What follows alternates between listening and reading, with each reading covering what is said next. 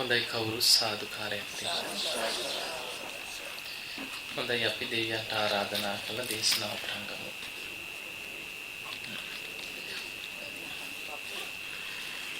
සමන්ත චක්කවාලේසු අත්‍රා ගච්ඡන්තු දේවතා සද්දම්මං මුනි රාජස්ස සුනන්තු සග්ග මොක්ඛදං ධම්මස්සවන කාලෝ අයං බදන්තා ධම්මස්සවන කාලෝ අයං බදන්තා ධම්මස්සවන කාලෝ අයං බදන්තා නමෝ තස්ස භගවතු අරහතෝ සම්මා සම්බුද්දස්ස නමෝ තස්ස භගවතු අරහතෝ සම්මා සම්බුද්දස්ස නමෝ තස්ස භගවතු අරහතෝ සම්මා සම්බුද්දස්ස සාදු කියනවා.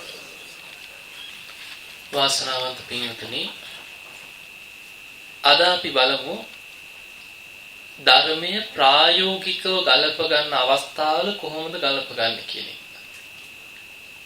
ඊට කලින් බුදුරජාණන් වහන්සේ මේ ලෝකේ ඉන්න ධර්මයේ කරා යන අයයි ධර්මයට ආස කරන අයයි හැම අයම මූලික කොටස් තුනකට බෙදනවා. ලස්සන උපමාවක් පෙන්නනවා රාජකුමාරයෙක් ගැන.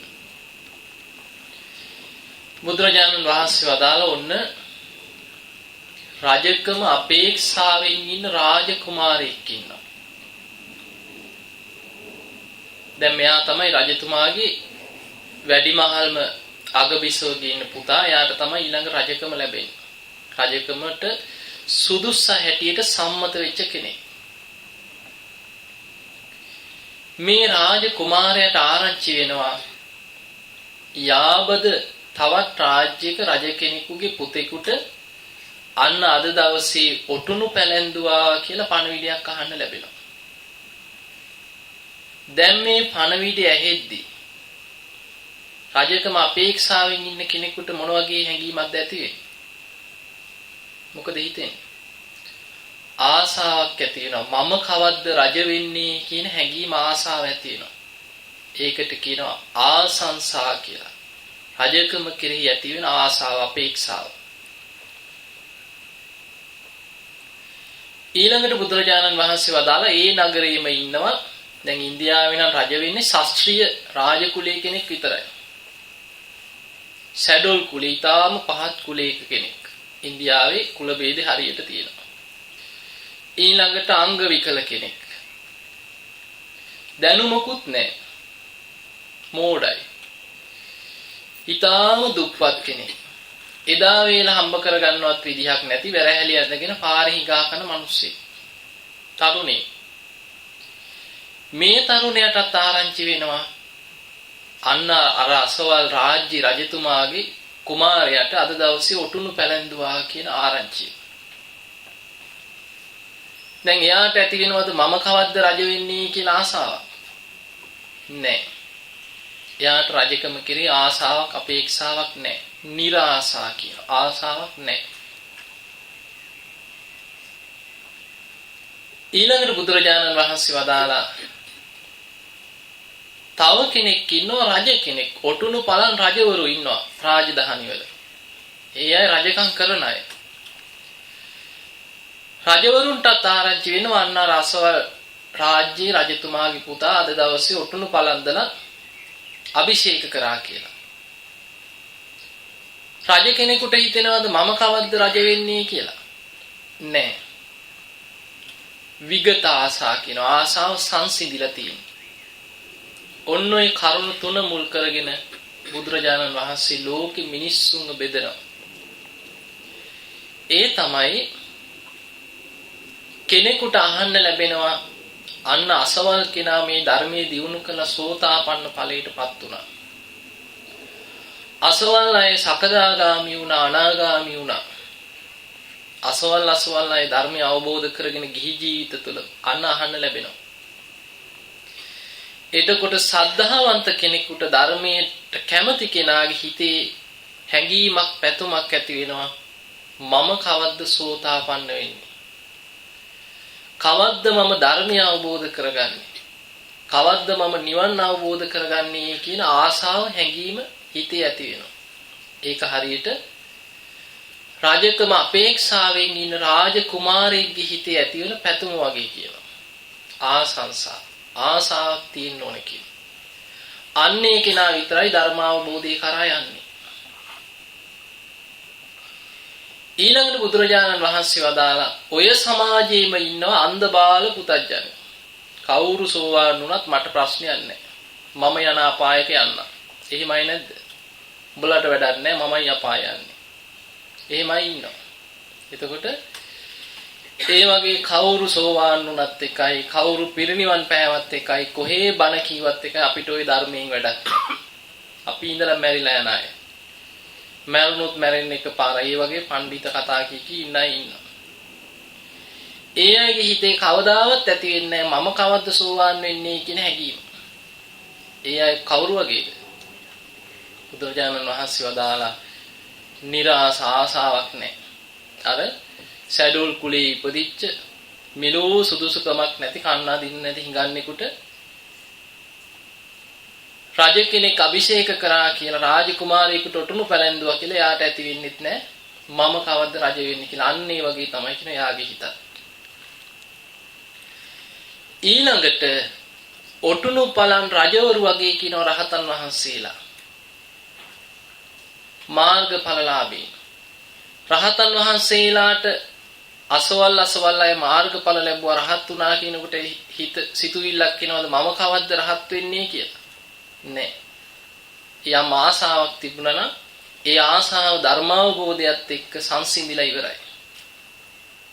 ඒක හරියට ඔටුනු පලන් රජවරු වගේ කියනවා. ඒ නිසා ඔන්න ඔය උපමාවෙන් අපිට ඔබට තේරුම් ගන්න පුළුවන් ඔබේ හිතේ තියෙන හැඟීම කොයි වගේද. ඔබට මේ බණ අහනකොට ධර්ම දේශනා ඇහෙනකොට ආසාවක් ඇති වෙන්න ඕනේ. කවද්ද මං ධර්මය අවබෝධ කරගන්නේ? කවද්ද මං සෝවාන් වෙන්නේ? අන්නේ හැඟීම ආසාව පැතුම තමන්ගේ හිතේ තියෙන්න ඕනේ. අන්නේ කෙනා තමයි ධර්ම අවබෝධය කරා යන්නේ.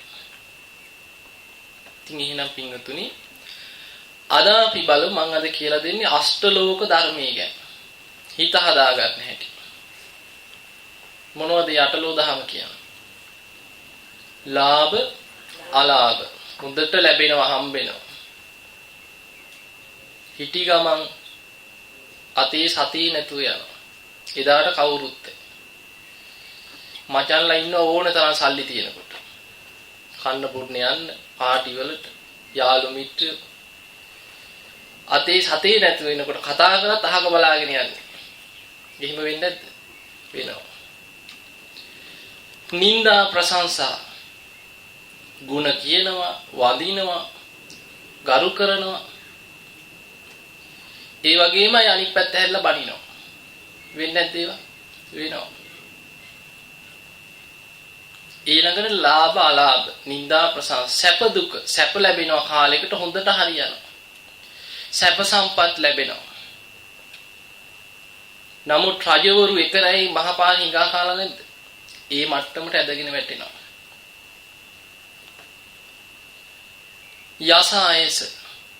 යසස කීර්තිය පැතිරිලා යනවා. අපකීර්තියත් ලෝකෙ පැතිරෙනවා. ඒතර මේක තමයි අෂ්ටලෝක ධර්ම. මේක ලෝකේ ජීවත් වෙන හැම කෙනෙකුටම පොදු දෙයක්. බුදුරජාණන් වහන්සේක අවස්ථාවක අතුල කියලා උපාසකයෙකුට පෙන්වන කෝරාණ මේතන් අතුල මේ ලෝකේ අතීතේ බැනුම් අහපු නැති කෙනෙක් බුදුපසේ බුදු මහරහතන් වහන්සේලා අතර ඉඳලත් නැහැ කිව්වා. වර්තමානයේත් නැහැ කිව්වා. අනාගතේ පහළ වෙන්නෙත් නැහැ කිව්වා. ඒ කියන්නේ බුදුහාමුදුරුන්ට පව බණිනවා. අනන්ත නිന്ദා පහස වලට ලක් වෙන්න වෙනවා. ඒක තමයි ලෝකී ස්වභාවය.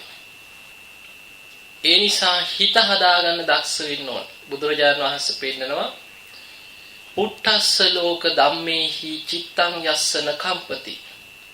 මේ අෂ්ටලෝක ධර්මයන් තුල හිත කම්පාවටපත් වෙන්නේ නැතුව චිත්තං යස්සන කම්පති කම්පාව නොවි පවත්ව ගන්න පුළුවන් නම් ඒ තම මංගල මුත්තම.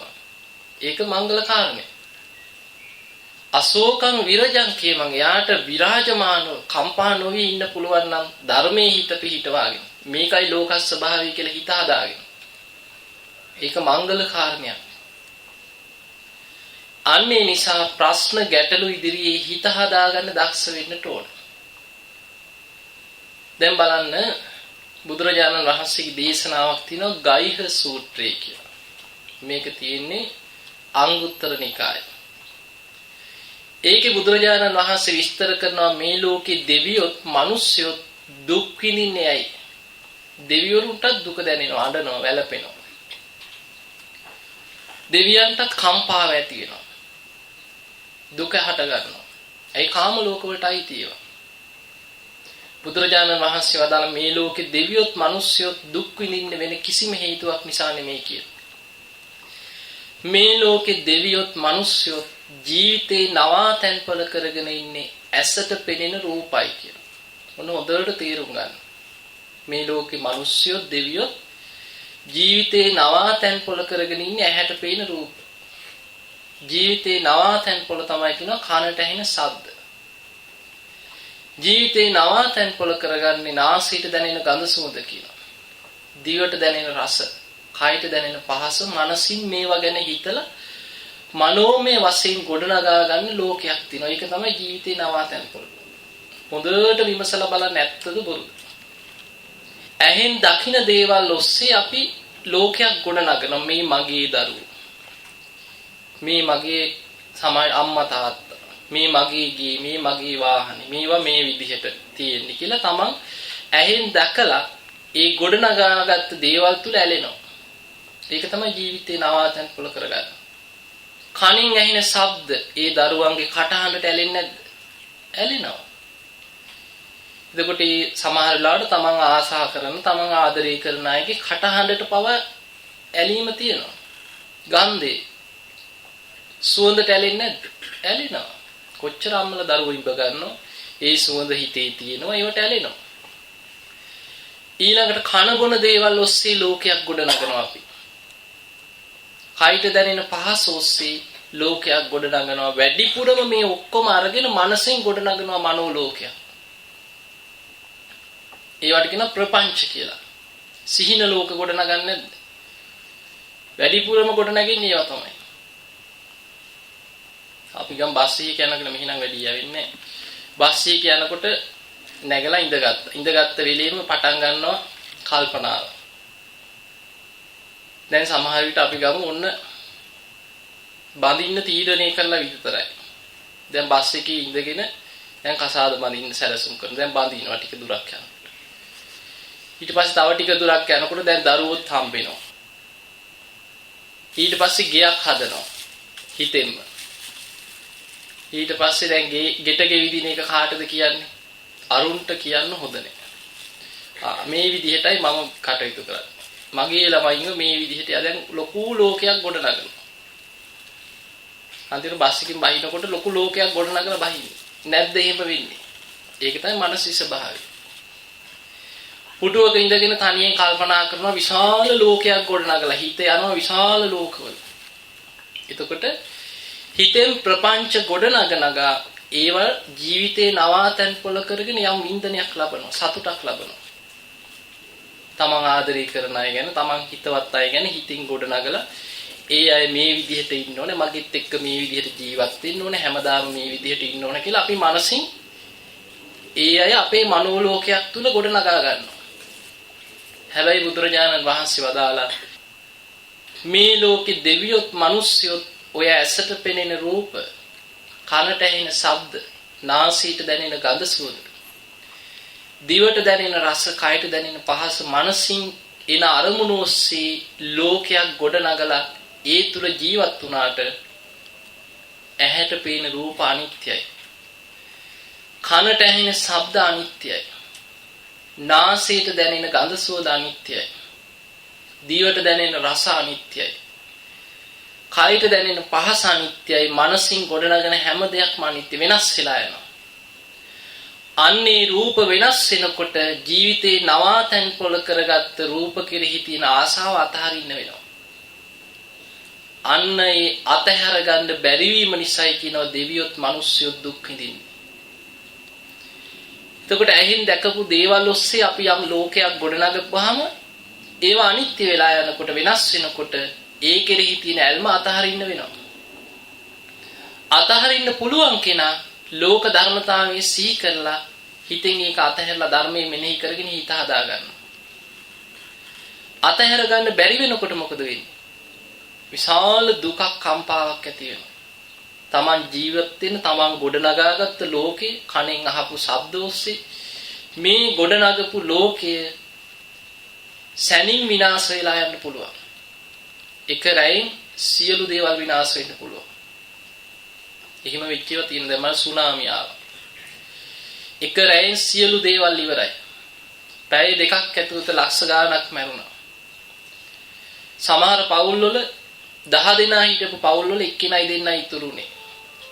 7-8 දෙනා මැරුණා. ගෙවල් දොරවල්, දීපල, හම්බ කරපු සීසත, සමහර අයගේ ඇඳිවත නැහැ. ඒවත් ගහගෙන ගියා. ඔබ දකින්න ඇති මලමිණිය තිබ්බ හැටි. ඇඳුනුත් ගැලවිලා ගියා. එතකොට ඒ විදිහට සියලු ලෝක වෙනස් වෙලා යද්දි සැනින් අපට ඒව කෙරෙහි තිබ්බ බැල්ම අතහැර ගන්න සිද්ධ වෙනවා. අතහැර ගන්න බැරි වීම නිසා මොකද කරන්නේ? දුක් විඳිනවා, අඬනවා, වැළපෙනවා. බුදුරජාණන් වහන්සේ වදාළ ශෝක, පරිදේව, දුක්ඛ, දෝමනස්ස, උපායාස සුසුම් හෙලනවා.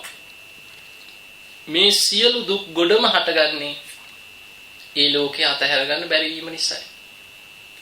ඒ ගොඩනගපු මනෝලෝක අතහැර ගන්න බැරි විශාල පිරිසක් අද අන්ත අසරණයි. සමහරු පිස්සන් කොටුවල ඉන්නවා අත් කකුල් බැඳලා. වෛද්‍ය උපාධිධාරීන් හැටියට ඉගෙන ගත්ත අය, ඉංජිනේරුවෝ හැටියට හිටපු අය, සමාජයේ ඉහළ නිලතර දරපු අය, මැතියමතිකම් කරන්න උත්සාහ ගත්ත අය නොඑක අය ඉන්නවා.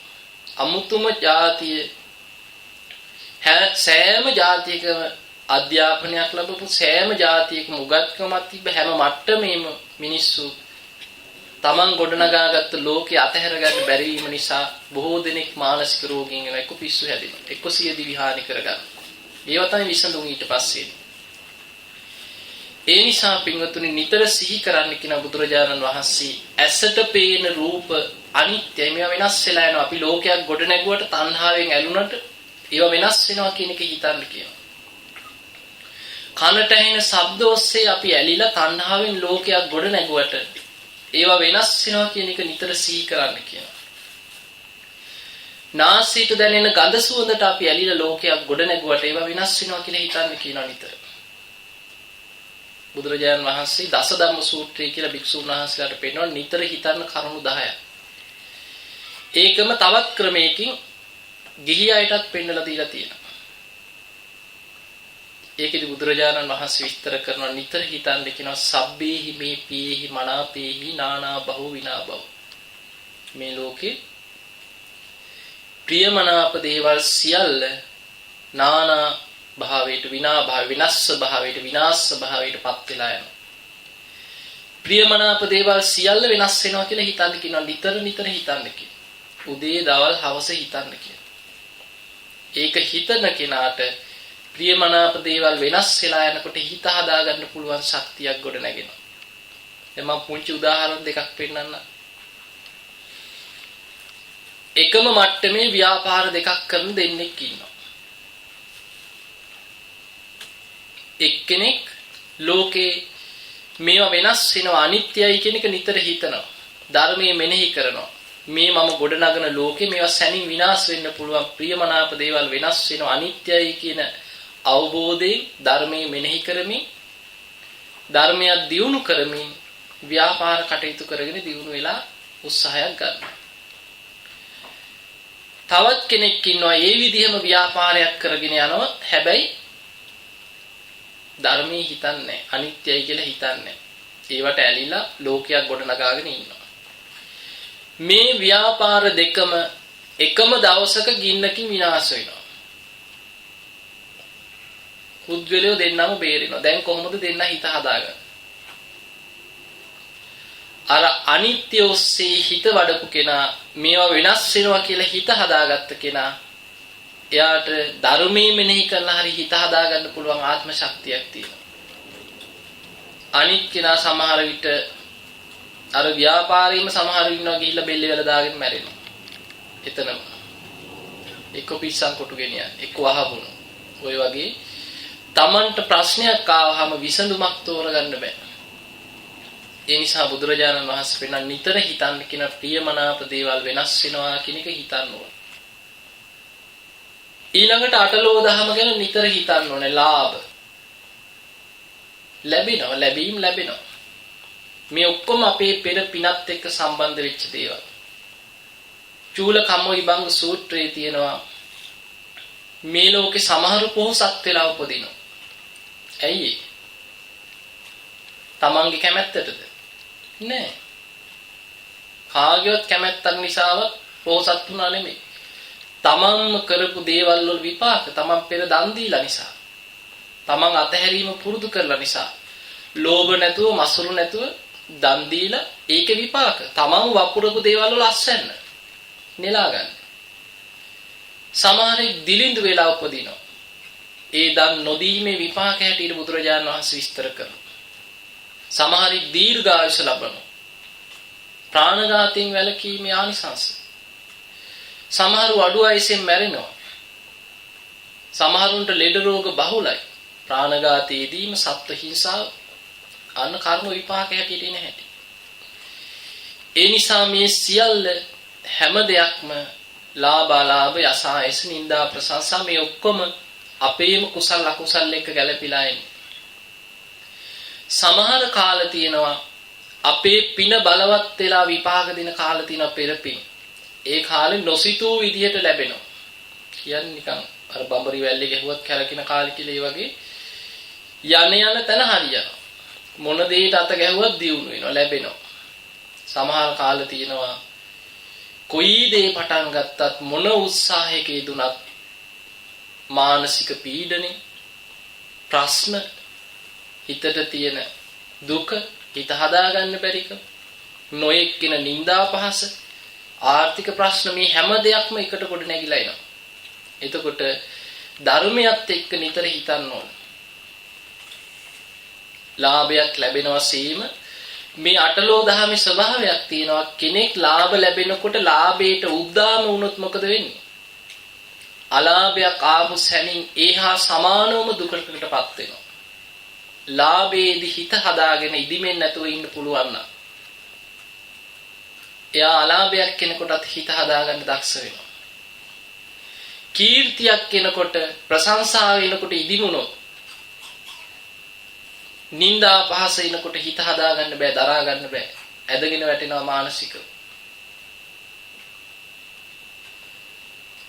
යසායස ලාභ අලාභ නිന്ദා ප්‍රශංසා සැප දුක් ඔය ඔක්කොම එකම විදිහට ක්‍රියාත්මක වෙනවා. ඉතින් ඒ නිසා අටලෝ දහම තමයි ජීවත් වෙනකොට හැම කෙනෙකුටම ලැබෙන දෙයක්. මෙතන ඉන්නවද බැනුම් අහලා නැති අය? කවුරු හරි ඉන්නවද බැනුම් අහපු නැති කෙනෙක්? ඕන තරම් බැනුම් අහලා ඇති. දුක් විඳපු නැති අය, ප්‍රශ්න නැති අය ඕන තරම් ඉන්නවා. රජ කෙනෙක් ගත්තත් ප්‍රශ්න. හැමතැනම ප්‍රශ්න තියෙනවා, ගැටලු තියෙනවා. ප්‍රශ්න නැති කෙනෙක් නැහැ. ඕනම කෙනෙකුට ප්‍රශ්න තියෙනවා ජීවිතේ. නිന്ദා පහස, ප්‍රශ්න, ගැටලු කවදාවත් මේවා ඉවර වෙන්නේ නැහැ. ඒක තමයි ජීවිතය කියන්නේ. Tamanට ප්‍රශ්න ගැටලු වෙනකොට බුදුරජාණන් වහන්සේ ගැන හිතන්න ඕන. හිතලා හිත හදා ගන්න ඕන. මම නම් එහෙම මට ප්‍රශ්නවලදී මට පුදුම ප්‍රශ්න ඇවිල්ලා තියෙනවා.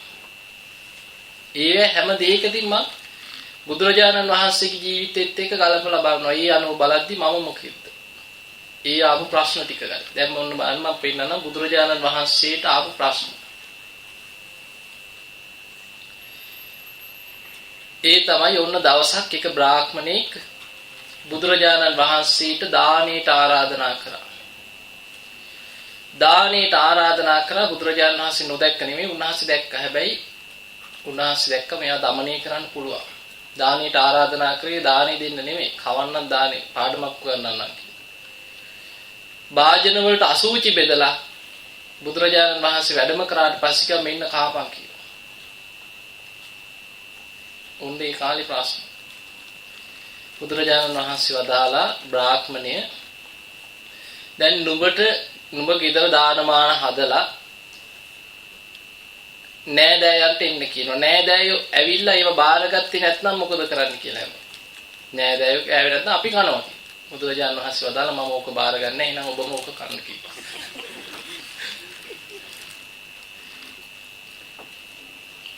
ඊට පස්සේ දමණේ වුණා. ඔන්න බලන්න ප්‍රශ්න එතකොට. ඊළඟට බලන්න බුදුරජාණන් දැන් මෙතන ඉන්නවද අවංකව අත උස්සන්න මෙතන කාටවත් මරණ තර්ජන තියනවද? මරණීය තර්ජන තියන අය ඉන්නවද? නෑ නේද? බුදුරජාණන් වහන්සේට මරණ තර්ජන තිබුණා.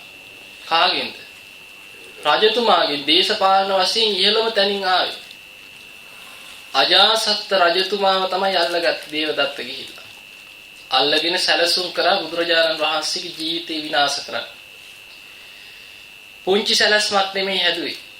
විනය පිටකේ තියෙනවා දක්ෂතම දුනුවායෝ 500ක් පුහුණු කරා. පුහුණු කළා තරංගයකින් පුහුණු කළා 36 දෙනෙක් ගත්තා. අරගෙන අජාසත් රජතුමා දුනුවායන්ට කිව්වා දේවදත්ත කියන විදිහට වැඩ කරන්න කියලා බාර දුන්න කණ්ඩායම. බුදුරජාණන් වහන්සේ ගිජ්ජකුට පර්වතේ වැඩ සිටිද්දී ගිජ්ජකුට පර්වතේ දඹදිව ගිහින් ගියා ඉන්නවනම් ඔබ දන්නවා ඇති වටේ තියෙන කඳු වලලු පහක් වේපුල්ල වේභාර ඉසිගිලි පාණ්ඩව කියන මේ පර්වත පහකින් වට වෙච්ච මැද තියෙන කන්දක් තමයි ගිජ්ජකුටේ කියන්නේ. බොහොම ලස්සන තැනක්. මේ කඳු වලලු පහෙන්ම තියෙන පාරවල් ඔක්කොම කලින් අධ්‍යයනය කළ සිටියන් ගත කරා. කොයි පැත්තෙන්ද පාරවල් ටික තියෙන්නේ? බුදුරජාණන් වහන්සේ කීයටද එළියට එන්නේ සක්මන් කරන්නේ කීයටද දවසේ පින්නපාත යන්නේ කීයටද ඔක්කොම අධ්‍යයනය කරා. කරලා සැලැස්ම හදලා අර දුනුවාය 36 දෙනාගෙන් දක්ෂතම දුනුවාය ගත්තා. අරගෙන විස කවපු ඊතලයක් දුන්නා. දීලා කිව්වා මෙන්න මේ පාරෙන් ගිහිල්ලා අසවල් තැන ඉඳන් එළියට ඇවිල්ලා සක්මන් කරන ඔය ශ්‍රමණ ගෞතමයන් අන්න එතකොට මෙන්න මෙතන ඉඳන් විදින්න කියලා විස කවපු ඊතලේ. විදලා ගිය පාරෙන් එන්න එපා කියලා වෙන පැත්තකින් බැහැගෙන එන්න කියලා පාරක් පෙන්නුවා. යවයි කෙනා. යවලා ඊළඟට දෙන්න ගත්ත දක්ෂතම. ඒ දෙන්නව ඇරියා අර විදපු කෙනාව මරන්න මේ පාරෙන් බැහැගෙන එනකොට යා මරලා ඉන්න කියලා දෙන්නෙක් ඇරියා. ඒ දෙන්න මරන්න 4 දෙනෙක් ඇරියා. ඒ 4 දෙනාට වෙන පාරක් පෙන්නුවා විදලා එන්න කියලා. ඒ 4 දෙනා මරන්න ඒ පාරෙන් 8 දෙනෙක් ඇරියා. 8 දෙනා මරන්න 16යි. ඕක විනය පිටකේ තියෙනවා. එතකොට බලන්න බුදුරජාණන් වහන්සේට විදින්නේ එක්කෙනයි විදපු දුනුවාය මරන්න දෙන්නයි. ඒ දෙන්න මරන්න 4 දෙනයි. 4 දෙනා මරන්න 8ක්. 8 දෙනා මරන්න 16ක්. ඇයි මෙච්චර සැලසුමක් හැදුවේ සූක්ෂම විදියට? මොකද්ද හේතුව? රහස වහන්න සාක්ෂි විනාශ කරන්න. කොච්චර සැලසුම් සහගතද? විදින්න ආපු අය අන්තිමට තුනුරුවන් සරණ ගියා. ඊට පස්සේ දේවදත්ත කල්පනා කරා මේක මිනිස්සුන්ට බාර දීලා හරියන්නේ නැහැ. මේ අය ගිහිල්ලා තුනුරුවන් සරණ යනවා. අන්තිමට ශ්‍රාවකයෝ වෙනවා. ඒ නිසා සතෙක් යොදවන්න ඕනේ. තිරිසනෙකුට තමයි මේක හොඳට කරන්න පුළුවන් කියලා කාවද යොදවගත්තා. නාලාගිරි හස්ති රාජයාට රාකල පෝලා හෙන්ඩුවෙන් ඇනලා කුලප්පු කරලා ඉව පාරට. ඒ තිරිසනාවත් බුදුරජාණන් වහන්සේ দমনය කරා. අන්තිමට දේවදත්ත කල්පනා කරා මේක මිනිස්යන්ට බාර දීලා හරියන්නේ නැහැ, තිරිසනුන්ට බාර දීලා හරියන්නේ නැහැ. මට යුවමනාව තියෙන්නේ මම මේක කරන්න ඕන කියලා තමයි ගලක් උඩට නැගලා පටන් ගත්තේ. සැලසුම් කරලා ගලක් පෙරලන්න සූදානම් කරේ. ධර්මයේ තියෙන බුදුරජාණන් වහන්සේට ගල් පෙරලපු දවසේ භික්ෂුන් වහන්සේලාට එදා බොහෝම දුක්ඛදායක දවසක්. ඉතින් තථාගතයන් වහන්සේගේ ජීවිතේ බේරුණා. පොළොවේ මතුවෙච්ච ගලක් වැදිලා ජීවිතේ බේරුණා. නමුත් මේ ගල් දෙක එකට ඝට්ටණය වීමේදී විසිවෙච්ච ගල් පතුරක් ඇවිල්ලා උන්වහන්සේගේ කකුලේ මහ පොට ඇඟිල්ල වැදිලා ලේ පිරුණා. ධර්මයේ තියෙනවා ලේ ගලන්නේ බුදු කෙනෙක්ගේ ශරීරේ. ලේ කැටියක් පිරුණා විතරයි. එදා හවස බුදුරජාණන් වහන්සේ බලනවා භික්ෂුන් වහන්සේලා දැන් නැහැ. හවස රැස් කරන්න බලනකොට කට්ටිය නැහැ. ආනන්ද හාමුදුරන්ට කතා කළා. ආනන්ද කොමේ සංඝයා? ස්වාමීනි භාග්‍යතුන් වහන්සේට කරදරයක් කරයි කියලා භික්ෂුන් වහන්සේලා මුරට දාලා ආනන්ද හාමුදුරුවෝ.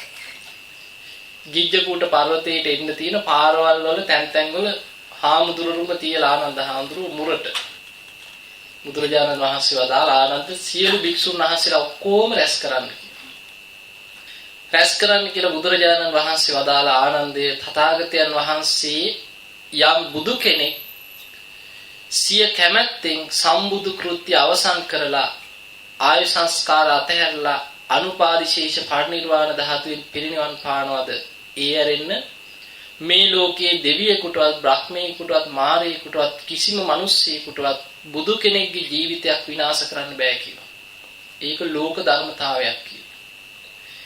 ඒ නිසා බය වෙන්න එපා කියලා බුදුරජාණන් වහන්සේ වික්ෂුන් වහන්සේලාට ධර්ම කරුණු කියලා ඒ අය යන්තම් ඒ අයගේ හිත හදලා ඉවරලා අනිත්‍ය ගැන මෙනෙහි කරවලා ඒ හිතේ ඇතිවෙච්ච දුක පීඩාව නැති කෙරෙව්වා.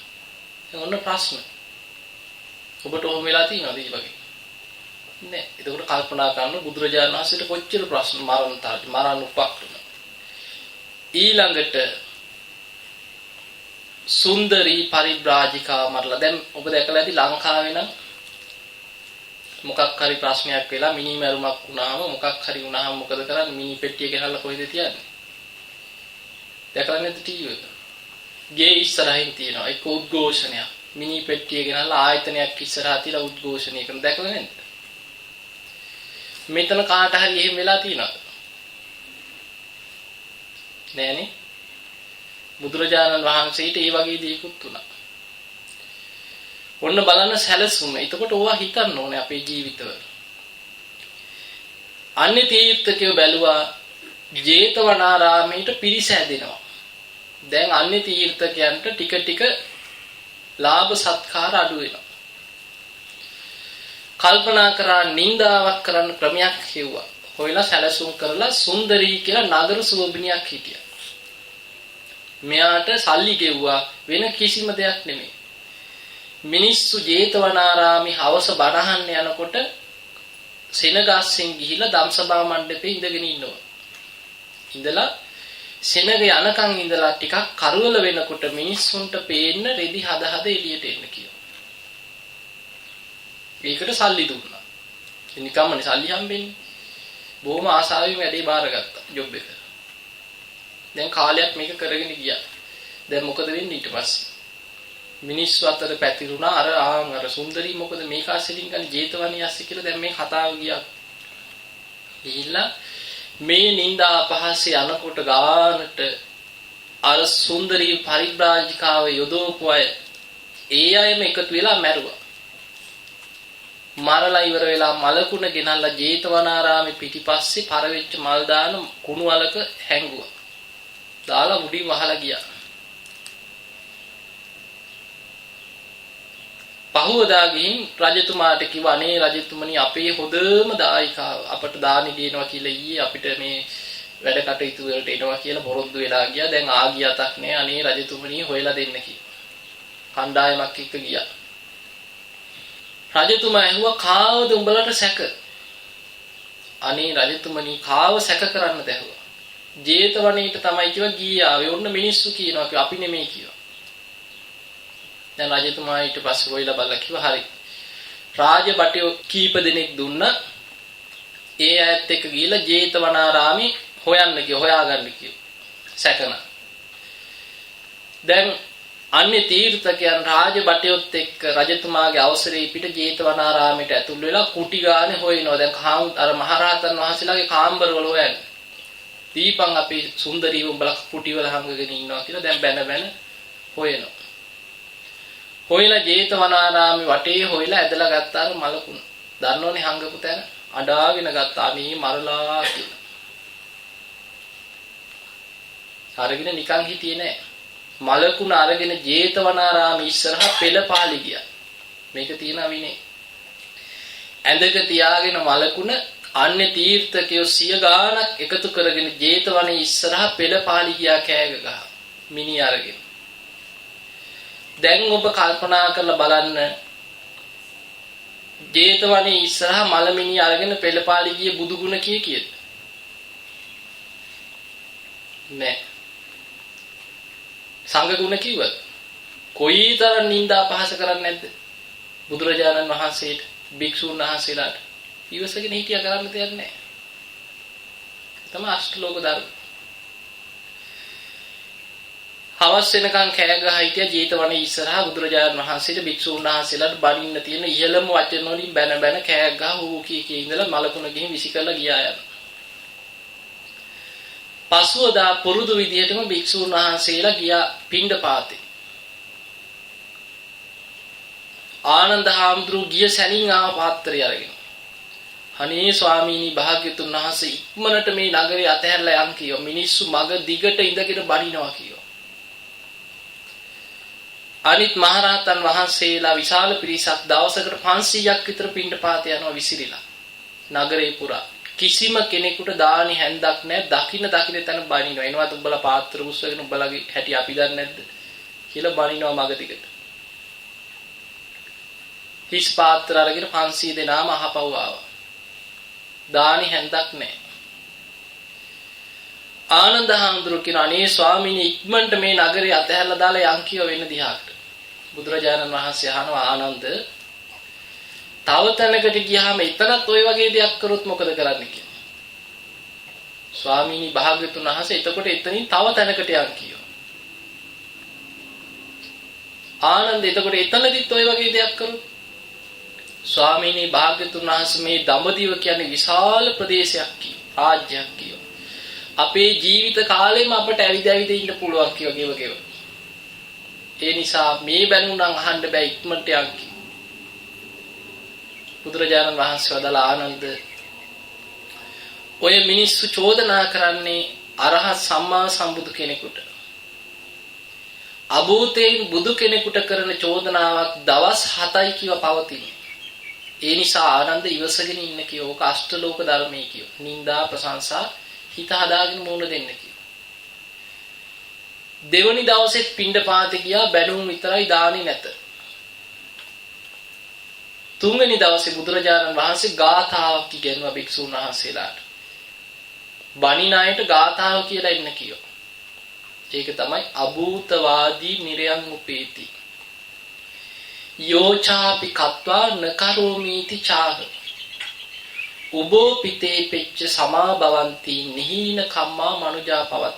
ඒකේ තේරුම තමයි යමෙක් අභූතේ බොරුවට නිന്ദා පහස කරොත් ඒ අකුසලේ බලවත් වෙලා ඔහු ඒකාන්තයෙන් නිරේ උපදිනවා. සිල්වතුන්ට ගුණවතුන්ට අභූතයෙන් නිന്ദා පහස කරොත් ඒකාන්තයෙන් නිරේ යනවා. ඊළඟ දේ තමයි යමෙක් වැරදි කරලා තමන් කරේ නෑ කියලා දිවුරනවා නම් සිල්වතුන්ට ගුණවතුන්ට චෝදනා කරලා තමන් එහෙම දෙයක් කරේ නෑ කියලා බොරුවට ප්‍රතිඥා දෙනවා නම් ඔහුත් ඒ අකුසලේ බලවත් වෙලා අපායගාමී වෙනවා. මේ දෙන්නම නිරේදී එකට හම්බ වෙනවා කියන එකම තැන කියන දෙන්නම උපදී. ඒ අකුසල් දෙකම එක හා සමානයි කියන. බණිනායට ওই ගාතාව කියලා ඉන්න කියනවා. තුන්වෙනි දවසෙත් බැනුම් විතරයි දාන්නේ නැහැ ගාතාව කියලා. ඒ වුණාට අනාථපිණ්ඩික සිටුතුමා විසාකා උපාසිකාව ඒ අය සෝවාන් වෙච්චයි ඒ අය දානමාන හදාගෙන ආරාමයට අරගෙන ආවා. පිණ්ඩපාතේ හම්බෙන්නේ නැති නිසා. දවස් 4 5 6 යනවා ඒත් බැනුම් විතරයි කවුරුත් නැහැ. ජේතවනේ ඉස්සරහින් හෝ කියාගෙන යනවා බැනගෙන යනවා. පුංචි ප්‍රශ්නද එතකොට. රජතුමාටත් දැන් මේක මහා ලැජ්ජාවක්. රජතුමා දවසට 3 වතාවක් බණ අහන්න ආපු කෙනා. කොසල් රජතුමා තමන්ගේ රාජකීය ඔත්තු සේවය සම්පූර්ණයෙන්ම දැම්ම නගරේ හැමතැනම මේක හොයන්න කියලා. රජතුමාට ලැජ්ජයි. රජතුමාගේ ඔත්තුකාරයෝ CID එකේ හිඟන්න විදිහට වෙස්සලාගෙන තැන් තැන් වල හිටිය ඔත්තුකාරයෝ. මෙන්න 6 වෙනි දවසේ රෑ බූරුව ගහන තැනක බීලා ඇදුන ප්‍රශ්නයක්. කට්ටියක් ගහගත්තා. සුන්දරී මැරුවට දෙනවා කියපු ගාන දුන්නේ නැහැ. ඒක මදි. උඹලා පොරොන්දු වුණා මෙච්චර දෙනවා කියලා සුන්දරීව මලකුණ ගිහින් හැංගුවේ මම මැරුවේ අපි.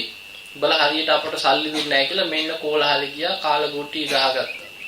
එතන හිටියා හිඟන්නෝ විදියට වෙස්වලා ගත්ත රජතුමාගේ රාජකීය ඔත්තු සේවයයි. එක පාට පැනලා අල්ලගත්ත කට්ටියම ගෙනා. 7 වෙනි දවසේ යනකොට ඔන්න ප්‍රශ්නේ විසඳුණා, එළි වුණා හොර ටික ඔක්කොම. සැලසුම එළි වුණා. බලන්න බුදුරජාණන් වහන්සේට කොයිතරම් ප්‍රශ්නද කියලා. ඕවා වෙලා තියෙනවද ඔබට? නෑ. එතකොට හිත හදා ගන්න ඕනේ. Tamanට ප්‍රශ්නයක් ගැටලුවක් කෙනකොට බුදුරජාණන් වහන්සේටත් මේ තරම් ප්‍රශ්න ආවන. ඊළඟට මාගන්ධියාව කොච්චර නිඳා පහස කරාද?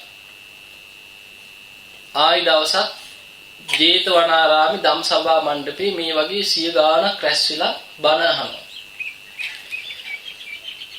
ආම ගෑනු කෙනෙක් ඇවිල්ලා සෙනඟ මැදට ඇවිල්ලා කියනවා ඔය බණ කී කී ඉඳලා හරියනවද? මේ ළමයා හම්බෙන්න ළඟයි කියනවා. කවුද? කවුද? චින්චි මානෙකා. බලින්නම් මෙන්න බඩකුත් තියෙනවා බැඳගෙන ඇවිල්ලා. මෙන්න බණහපු මිනිස්සු දැන් බණ ඉවරයි දැන්. අර සද්ධා ඉවරයි යන්න කටු කුසුව යනවා. යටින් අර පේන්නේ බඩකුත් තියෙන්නේ නැත්නම් ඔය කියයි ඇවිල්ලා. ඉතින් මොකක් හරි ඔය තියෙන්නේ කී දැන් යනවා. බුදුරජාණන් වහන්සේ එකම දෙයයි කිව්වේ. නැගණිය ඔබ කියන දේ ඇත්ත නැත්ත දන්නේ ඔබත් මාත් පමණයි කියනවා. එච්චරයි. සක්‍ර දෙවියන් බැලුවා, දෙවිවරු බැලුවා, විශාල පිරිසක් දැන් බණ අහපු අයම කසුකුසු යනවා යටි. විශාල පිරිසක් අපාගාමි වෙන විදිහට හිතා පහදවා ගන්නවා. ඒ නිසා දෙවිවරු ඉක්මනට මැදිහත් වෙලා අර බඩේ බැඳගෙන හිටපු දර ටික ලෙව්වා. සටපට ගාලා ළමයා හම්බුණා. ධම්සභා මණ්ඩපේ. ඊට පස්සේ දීව පැනලා අන්තිමට මිනිස්සු ටික පන්නගෙන ගියා. පනින්න තැනක් නැහැ. මඩවලක් තිබ්බා එතනට පැනනවා. එරිලා මැරුණා. ඊට පස්සේ ඇදිලා ගියා මඩේ ඉරිලා. මොන පොඩි නින්දා පහසද? ඒතකොට ඔය වගේ ජීවිතවල දැන් බලන්න බුදු කෙනෙකුට අසංකේය 4කුත් කල්පලක්ෂයක් පෙරම් පුරලා අනන්ත දුක් විඳලා අවුරුදු 6ක් දුෂ්කර ක්‍රියා කරලා සම්මා සම්බුද්ධත්වයට පත් වෙච්ච අරහං සම්මා සම්බුද්ධ විද්‍යාචරණ සම්පන්න සුගත ලෝකවිදු අනුත්තර පුරිස ධම්මසාරති බුද්ධෝ භගවාදී මේ ගුණ තියෙන භගවා කියන්නේ ලෝකේ ඉන්න භාග්‍යවන්තම කෙනෙක්. ඒකට එවැනි පින් තියෙන එවැනි ගුණ තියෙන කෙනෙකුටත් අරතරන් නිന്ദා පහස චෝදනා ප්‍රශ්න මරණ තර්ජන අන්න තේරුම් ගන්න ජීවිතේ හැටි. ඒ නිසා ඔබ කල්පනා කරන්න ඔබේ ජීවිත තුලත් ප්‍රශ්නයක් ගැටලුවක් ආවම හිතන්න මම කවුද මම මොකෙද? බුදුරජාණන් වහන්සේටත් මෙච්චර ප්‍රශ්න ආවනම් ඒ යතින් මට මේ තියෙන ප්‍රශ්න මොනවද? අන්න එහෙම හිතන්න ඕනේ. හිතලා හිත හදා ගන්න ඕනේ. ඒ නිසා නිතර හිතන්න මේ අෂ්ටලෝක ධර්මයේ ගැන. ලාභ ලැබෙනවා වගේමයි අලාභ ලැබෙනවා. මිනිස්සු හොඳ කියනවා ප්‍රශංසා කරනවා වදිනවා වගේමයි ආපස්සට බනිනවා. ඊළඟට සැප වගේමයි දුක. නොයේ පීඩා එනවා. යසායස නිന്ദා අපහාස මේ හැම දෙයක්ම මේ හැම දෙයකටම මූණ දෙන්න පුළුවන් ආත්ම ශක්තියක් ගොඩනගෙනවා අනිත්‍ය භාවනාව වැඩිම තුල. ජීවිතේ අනිත්‍ය වශයෙන් බලනකොට පංච උපාදානස්කන්ධය අනිත්‍ය වශයෙන් සිහි කරනකොට ඇස කන නාසය දිවකය මනස ආදී ආයතන අනිත්‍ය වශයෙන් වඩනකොට මේ ලෝකේ සියලු දේවල් සබ්බ සංඛාරා අනිච්ඡාති කියලා මේ ලෝකේ සියල්ල අනිත්‍යයි වෙනස් වෙලා යනවා කියන එක හොඳට සිහි කරනකොට අනිත්‍ය වැටහෙනකොට අන්නේ කෙනාට ලෝකේ මොන දේවල් වෙනස් වුණත් හිත හදාගන්න පුළුවන්. හිත හදාගෙන ඉන්න පුළුවන් ආත්ම ශක්තියක් ගොඩනැගෙනවා. ඒ නිසා ওই ටික හොඳට මතක තියාගන්න. ඊළඟට බලන්න බුදුරජාණන් වහන්සේ බණ කියන්න ගිහින් සත්‍යව නිවන් අවබෝධ කරවන්න කියලා කොච්චර බැනුම් අහලා තියෙනවද ප්‍රශ්න ගැට. දැන් ආලෝක සූත්‍රය අහලා තියෙනව නේද හැම කෙනෙක්. ආලෝක කියන ඒ යක්ෂ ගෝත්‍රික මේ කෙනා මොකද කිව්වේ බුදුරජාණන් වහන්සේ තමන්ගේ නිවසට ගිය වෙලාවේ ආපු ගමන් බොහොම සැරෙන් නික්කම කියන්නේ යන්න එළියට කියලා බොහොම ආදරෙන්. නික්කම කියන්නේ බොහොම සැර අපි කියන්නේ ඵල එළියට කියලා අන්න ඒ වගේ සැර වචනයක් තමයි මේ නික්කම සමන කියන්නේ. ඒ වගේ සැරෙන් කිය එළියට ඵලයක්. බුදුරජාණන් වහන්සේ බොහොම කරුණාවෙන් නැගිටලා හිමින් එළියට වැඩම කරා. ඊට පස්සේ බුදුරජාණන් වහන්සේ වෙහෙසවන්න දෙන්නම් කිය හොඳ පාඩමක් මගේ ගෙදරට ආවට. ආවුසෝ සමන කිය. ආවුසෝ කියන්නේ එන්න ඇතුළට කියලා බොහොම ආදරෙන් කියන එක නෙවෙයි. වර ඇතුළට කියන තරහ ගියාම අන්න ඒ වගේ බොහොම සැරෙන් තරහෙන් පරුස වචනයක් හැටියට කී. උන්වහන්සේ ගණන් ගත්තේ නැහැ. එතකොට ඒ වගේ කොයිතරම් බුදුරජාණන් වහන්සේට නිନ୍ଦා අපහාස චෝදනා මොනතරම් ප්‍රශ්න ආවද? මේ හැම දෙයකට බුදුරජාණන් වහන්සේ මුහුණ දුන්නා. ඊළඟට හොඳට මතක තියාගන්න ජීවිතයේ අනිත්‍ය ස්වභාවය නිතර හිතන්න. කොයිතරම් ආදරින් අපි ජීවත් වුණත් මොනතරම් ලෝක ගොඩ නැගුවත් අපි බලාපොරොත්තු වෙන දේවල් ඒ විදිහට ඉෂ්ට වෙන්නේ නැහැ. මෙච්චර කාලයක් දැන් මේ මාස දෙකමාරක් විතර කියපු බණ හොඳට එකතු කරලා ගන්න. කොයිතරම් ආදරෙන් හිටියත් කවුරු හරි ඉස්සර වෙනවා. ඒක තමයි ජීවිතය ඇත්ත. ඒ නිසා මේවා හිතන්න ඕනේ. ඒවා දැන් බලන්න බුදුරජාණන් වහන්සේ ජීවමානව ඉන්නේ නැති. තමන්ගේ නෑදෑ පරපුර ඔක්කොම කපලා කොටලා මැරුවා. ශාක්‍ය වංශිකේ ඔක්කොම විනාශ කරා. විදුඩබ රජතුමා වෛර බැඳගෙන. මේක තමයි ලෝක ස්වභාවය. එතකොට සමහර වෙලාවට ඔබට හිතෙන්න පුළුවන් අනේ මගේ අම්මව ධර්මයට ගන්න බැරි වුණා. අනේ මගේ මිනිස්සු අපායයි. උත්සාහ කරනවා ඉතින් බැරි නම් මොනව කරන්නේ? තමන් හරි හිත හදා ගන්න ඕන. දැන් බලන්න මේ විදියට යසෝදරාව බලන්න යසෝදරාවගේ ජීවිතේ. යසෝදරාව එතකොට පැවිදි වෙලා රහත් වුණා. රහත් මෙහෙණියක් බවට පත් වුණා. තමන්ගේ ස්වාමියා හැටියට ගිහි ජීවිතේ හිටපු කෙනා සම්මා සම්බුදුරේ. නමුත් තමන්ගේ තාත්තා සුප්‍රබුද්ධ රජතුමා කොහෙද ගියේ? නිරේ ගියා. තමන්ගේ එකම සහෝදරයා දේවදත්ත කොහෙද ගියේ? නිරේ ගියා. ඉතින් තමන්ගේ තාත්තවයි පුතත් රාහුල කුමාරයාට රහත් වුණා. බේර ගන්න පුළුවන් වුණාද? තාත්තවයි සහෝදරයවයි බෑ. එක එක්කෙනා ගෙනාවු කර්මවල ස්වභාවය ඒ වගේ. ඒ නිසා හිත හදාගන්න තමන් බුදුරජාණන් වහන්සේ වෙන කෙනෙක් කෙරෙහි ආදරයක් කරුණාවක් තියෙනවා නම් ඊ අයට ධර්මයේ දෙන්න උත්සාහ කරනවා. නමුත් ඒ අය ධර්මයේ කරා එන්නේ නැත්නම් හදන්නම් බැයි නම් මොකද කරන්නේ?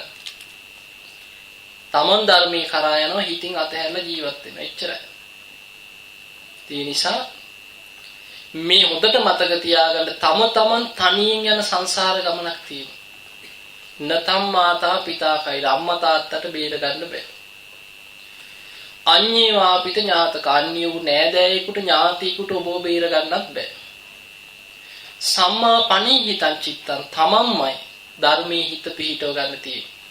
සේය සෝනත් තතෝ කරවන්නේ එතකොට ධර්මයෙන් ඔබව ශ්‍රේෂ්ඨත්වයේ කරා අරගෙන යනවා. ඒ නිසා ඔය කියපු කරුණ ටික හොඳට මතක තියාගන්න. මතක තියාගෙන කල්පනා කරන්න තමන්ට ඉන්නේ තමන් පමණයි. මට මම විතරයි කියන එක නිතර හිතන්න ධර්මීය එකක්දී. ඒ නිසා හොඳට මතක තියාගන්න සමහර විට අද 100 ගාණක් 1000 ගාණක් හිටියත් හෙට තනි වෙන්න පුළුවන්. ඒක තමයි ජීවිතයේ ස්වභාවය. ඒ නිසා ඒ ස්වභාවය කල්පනා කරලා හිත හදාගන්න අනිත්‍ය ස්වභාවය ගැන මෙනෙහි කර. දැන් මේ කියපු ටික සාරාංශයක් මතකද? එතකොට ඔබේ ජීවිතය තුළ නිතර තියෙන්න ඕන පැතුමක් තියෙනවා. ආසංසා. රජකම අපේක්ෂාවෙන් ඉන්න රාජකුමාරියෙකුට මම කවද්ද රජ වෙන්නේ කියලා හිතේ ආසාවක් පැතුමක් තියෙනවා. ඒ වගේ නිතර හිතන්න ඕනේ කවද්ද මං සෝවාන් වෙන්නේ? කවද්ද මං සතර අපායෙන් නිදහස් වෙන්නේ? කවද්ද මං මේ දුකින් නිදහස් වෙලා නිවන කරා යන්නේ කියන ආසාව හැඟීම තියෙන්න ඕනේ ජීවිතේ. අන්න එතකොට තමයි යා ධර්මයේ කරා යන්නේ. ඊළඟට හොඳට මතක තියාගන්න අපි ඇහැට පේන රූප ඔස්සේ ජීවිතේ නවාතැන් පොළවල් ගොඩ නැගුවට ඒවා විනාශ වෙලා යනවා. අනිත්‍ය ස්වභාවයටපත් වෙනවා. කනට ඇහෙන ශබ්ද, නාසයට දැනෙන ගඳ සුවඳ, දිවට දැනෙන රස, කයට දැනෙන පහස, මනසින් මේවා ගැන හිතලා මනෝලෝක ගොඩනගලා ජීවිතේ නවාතැන් පොළ හැටියට ඒවා ජීවත් වුණාට ඒවා සැනින් විනාශ වෙලා යනවා. ඒ නිසා මේ අනිත්‍ය කියන එක ලෝක ධර්මතාවයේ කාටවත් වෙනස් කරන්න බෑ. අපි අද ඉන්නවා. දැන් හොඳට කතා බහ කරලා hina වෙලා බණ අහලා යනවා. හෙට උදේ වෙනකොට මැරිලා ඉන්න බෑ. පුළුවන්. ඒක තමයි ස්වභාවය. මේ හොඳට හිටපු මිනිස්සු hina වෙලා විනෝද වෙලා ගිහිල්ලා උදේ ආරංචි වෙන්නේ නැත්නම් අසවලා මැරිලා කියලා. පපුව මාරු හරි මොකක් හරි හැදිලා. වෙනවා. ඒක තමයි ජීවිතයේ ස්වභාවය. ඒ නිසා මේ හැම දෙයක්ම නිතර හිතන්න ධර්මයේ හිතන කෙනා තමයි අප්‍රමාදී වෙන්නේ. අප්‍රමාදීව ධර්මයේ කරා යන උත්සාහ කරන්නේ. නිතර අටලෝ දහමේදී හිත හදාගන්න උත්සාහ කරන්නේ. අපි මොනතරම් සමාජයට ගැඹුරු ධර්මයේ කතා කරන්නේ. හත් බොජ්ජංග වලින් කතා කරන්නේ සමාජයට. අරහත්ත්වයේ මාර්ගඵල වලින් කතා කරන හැබැයි ප්‍රශ්නයක් දුකක් ආවම හිත හදාගන්න බෑ. පිස්සෙක් වගේ ඊට පස්සේ කටයුතු කරා. අන්න ඒ නිසා අටලෝ දහම ගැන හිතලා හිත හදාගන්න. ඒ නිසා හැම කෙනෙකුටම මේ ලැබිච්ච දුර්ලභ මනුස්ස ජීවිතේ ගෙවිලා අවසන් වෙන්න කලින් අප්‍රමාදීව ධර්මය අවබෝධ කරගෙන පුට්ටස්ස ලෝක ධම්මෙහි මේ ලෝක ධර්මතාවයන් ඉදිරියේ මේ අටලෝ දහම ඉදිරියේ චිත්තං යස්සන කම්පති ඔබේ හිතත් කම්පාවටපත් නොවි අකම්පිත හිතක් ඇති කරගන්න හැම කෙනෙකුටම වාසනාව උදා වේවා කියලා ආශිර්වාද කරමු. ඉතින් එහෙමනම් අද දවසේ ධර්මයේ ශ්‍රවණය කිරීමේ රැස් කරගත්ත සියලුම පුණ්‍ය ධර්මයන් පින් කැමති සියලු දෙවියන්ට අනුමෝදන් වෙත්වා. දෙවියෝ මේ පින් දැක බල අනුමෝදන් වෙලා දෙවියන්ගේ දිව්‍ය ආශිර්වාද වර්ධනය කරගෙන සියලු දෙවියෝ සංසාර දුකින් අත මිදේවා කියලා සාදු කියනවා. ඒ වගේම ධර්මයේ ශ්‍රවණය කරපු ඔබ සෑම සියලු දෙනෙක් නමෙම මිය පරලෝකීය ධර්මයේ ශ්‍රවණය කරපු ඔබ සෑම සියලු දෙනෙක් නමෙම මිය පරලෝකීය ඥාතීන් ඉන්නවා නම් ඒ අය සිහි කරගන්න මේ පින් අනුමෝදන් වෙත්වා. ඥාතීන්ගේ පරලෝ ජීවිත සපවත් වේවා. මිය පරලෝකීය ඥාතීන් වහවහ සංසාර දුකින් අත මිදේවා කියලා සාදු. ඒ වගේම ඔබ සෑම සියලු දෙනාටම විශේෂයෙන් දේවරක්ෂිත ස්වාමීන් වහන්සේ ඒ වගේම ඒ දායක සභාවේ පින්වතුන් මේ ධර්ම දේශනා සංවිධානය කරන පින්වතුන් ඒ සඳහා වෙහෙස මහන්සි වෙච්ච කැපවෙච්ච සෑම සියලු දෙනාටම මේ පින් එකාකාර උපකාර වේවා. කාය චිත්ත පීඩා දුරු වේවා. තුනුරුවන්ගේ අනන්ත ආරක්ෂාව රැකවරණය සැලසීවා. හැම දිනාටම ගන්න හිරෙන හුස්ම රැල්ලක් පාසා තබන පියවරක් පාසා තුනුරුවන්ගේ ආරක්ෂාව රැකවරණය සැලසීවා. හැම දිනාටම ධර්මාවබෝධයේ පිණිසම මේ පින් උපකාර වේවා කියලා අදිෂ්ඨාන කරගන්න. විවාදන සීලිස්ස නිච්ඡං වද්ධා ප්‍රචායිනෝ චත්තාරෝ ධම්මා වඩ්ඩන්ති ආයුවන්නෝ සුඛං බලං ආයුරාෝග්‍ය සම්පatti සග්ග සම්පatti මේවච අතෝ නිබ්බාන සම්පatti ඉමිනාතේ සමිච්ඡතු. හැම දිනම නිදුක් වේවා නිරෝගී වේවා සුවපත් වේවා සුවපත් වේවා සුවපත් වේවා. හැම දිනාටම තෙරුවන් සරණයි.